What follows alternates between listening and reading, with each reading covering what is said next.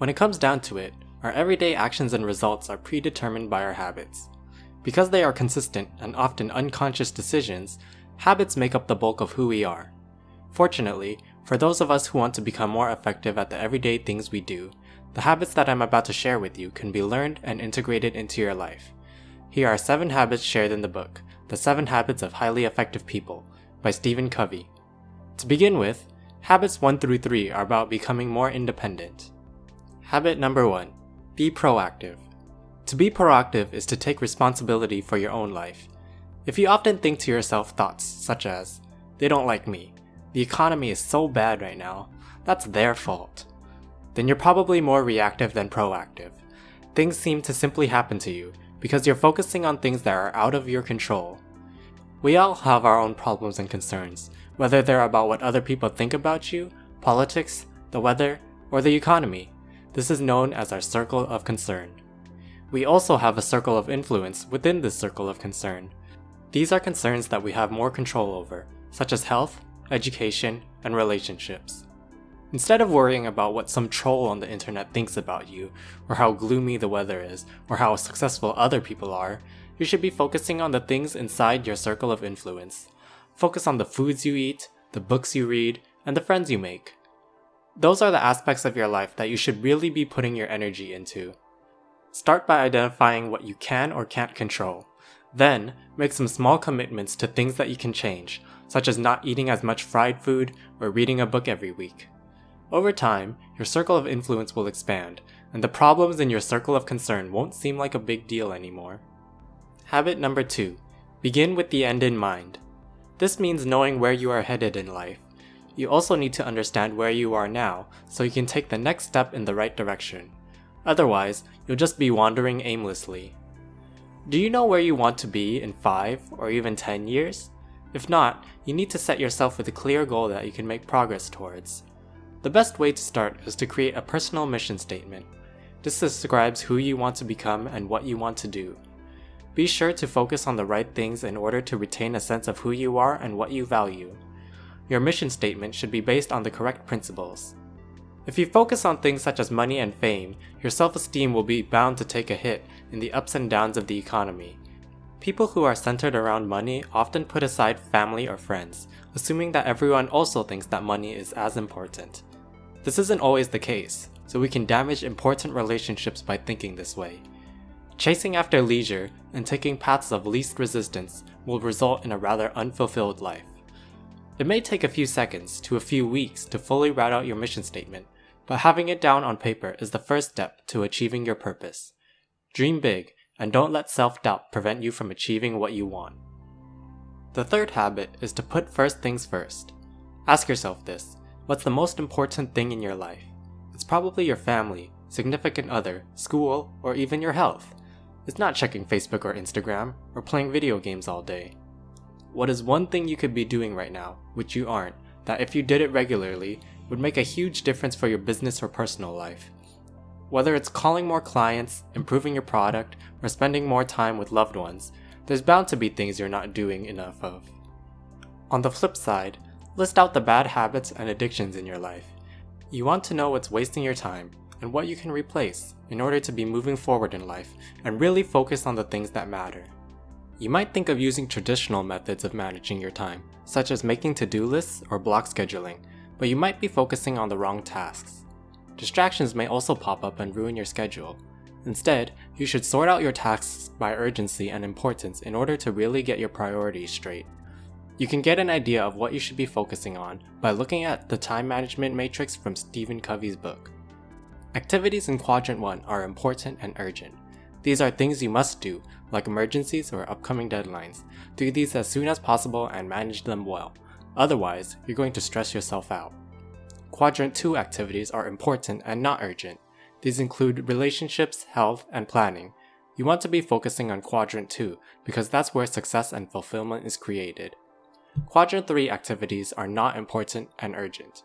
These are things such as interruptions, some emails, and some meetings. To focus on Quadrant 2 more, you want to outsource your work in Quadrant 3 to other people. Quadrant 4 activities are not important and not urgent. you want to avoid these time wasters, such as playing video games, watching Netflix, or checking junk mail. When you're on the brink of dying, you're not going to be wishing that you had spent more time at your job or playing video games. You're more likely to wish that you had worked on your personal growth or spent more time with your family. Focus on what's really important to you and make that your number one priority. Next up, habits 4 through 6 are about becoming interdependent. Instead of just being able to think for yourself, you'll learn how to work with others as a team. Habit number 4, think win-win. A lot of people mistake business as a zero-sum game.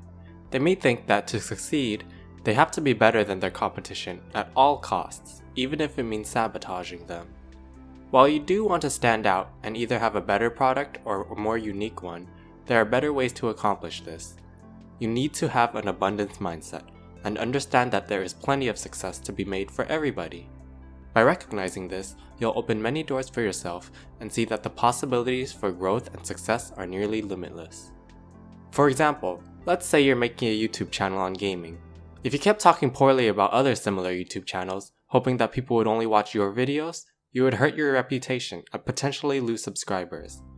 Instead, if you were to seek to collaborate with another channel, their subscribers might become interested in your channel, and your subscribers might become interested in theirs as well. Nearly no one is inclined to only watch one single channel. Ultimately, both of you gain even more exposure and grow together. This is the power of thinking win-win.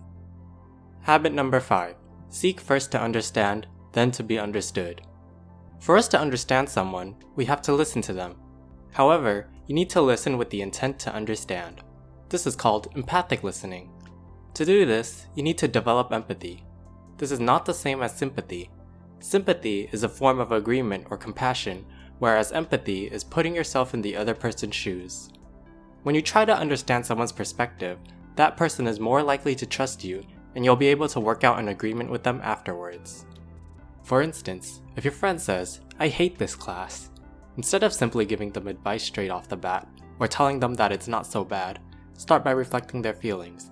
You can say something like, "This class is frustrating to you and you don't enjoy it." By saying this, your friend knows that you're listening and understand how they're feeling. Because of this, they'll open up and be more receptive to any advice or solution you can offer. Habit number 6 is to synergize. Through synergy, we can create new solutions which are better and more creative. It's like the phrase goes, "The whole is greater than the sum of its parts." The basis of synergy is that even if two people disagree, they can both be right. Let's say you're hosting a meeting to get new ideas for the direction of your business. If everyone says the same thing and agrees with each other to avoid hurting anyone's feelings, you'll end up with one single idea. However, if everyone contributes different ideas, you'll have tons of combinations to work with. A simpler way to look at this is by looking at two sticks. By themselves, they can't support much. Put them together in an X shape, and they create a much more stable structure. Habit number 7. Sharpen the saw. Let's say you walk by someone who is sawing down a tree, looking exhausted. You ask him, "How long have you been at it?" He replies, "It's been 5 hours. This is so difficult." You suggest, "Why don't you take some time to sharpen that saw? Then you'll cut down the tree much faster." He says, "I don't have time for that. I'm too busy sawing." This scenario might seem pretty ridiculous, but this is what we do all the time. Whether it's going to the gym for 30 minutes or reading a book for an hour, there's something that we neglect doing, even if we know that it's beneficial for us in the long run. Activities such as exercise and reading keep us physically and mentally fit, making us more efficient in the everyday things we do. There are 4 aspects that you should be focusing on. The first is physical, which includes exercise and nutrition. The second is mental, which includes reading and visualizing. The third is social, which is building and maintaining relationships. Finally, the fourth is spiritual, which includes meditation and understanding who you are and your purpose. These are all Quadrant 2 activities, as they are not urgent but important. You need to be proactive, as no one else can do these things for you. Sharpening the saw is the most important habit, as it's what makes all the other habits possible. Without spending the time to invest in yourself, it'll be difficult to consistently do the other habits. If you enjoyed this video, hit the like button. If you want to see more videos like this, click the subscribe button and the notification bell so you can be the first to know when I release new ones. Thanks for watching. and I'll see you again in the next video.